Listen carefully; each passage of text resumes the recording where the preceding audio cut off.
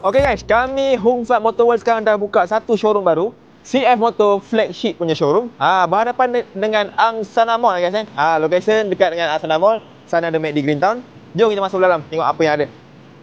Okay, dalam ni kita ada semua model daripada CF Motor. Start dari depan kita ada boom dan ke belakang lah. Korang nampak sendiri. Lepas tu sini pun sama. Tengah ada DSR. Jom kita tengok bahagian belakang. Kita ada apa.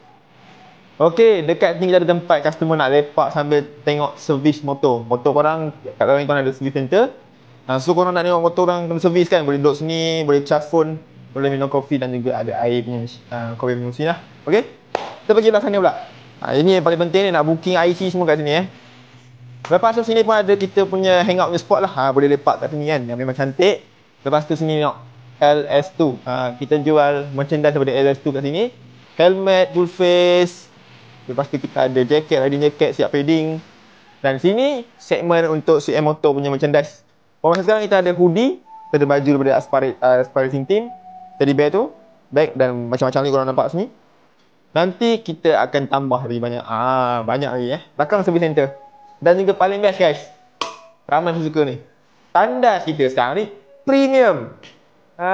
Tandas premium, boleh joget dalam ni guys. Ok guys, jangan buang masa. Kalau korang berminat dengan model-model daripada CF Motor kan, kita ada semua sekali. Contoh belakang sana kita ada apa? Kita ada dari model klasik, kita ada CF Motor CLX dan juga CF Motor CLC punya series.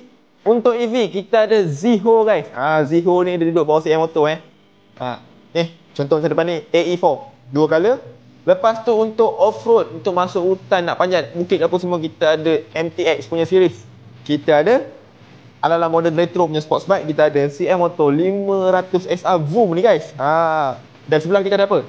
Kita ada Naked NK punya series lah. Kadang-kadang kita ada special sport bike. Dan ini special edition yang Crafter GP edition CF Motor 250 SR. Belakang kita ada touring. Semua tu ni korang tahulah. Ok guys, kalau korang berminat untuk dapatkan model-model daripada CF Motor, nak tengok depan kan, boleh walk in terus di CF Motor Flagship Ipoh berhadapan dengan Angsana Mall. Satu soalan nak cakap, minat dengan CF Motor, nak cari CF Motor, carilah Hong Fat Motor World.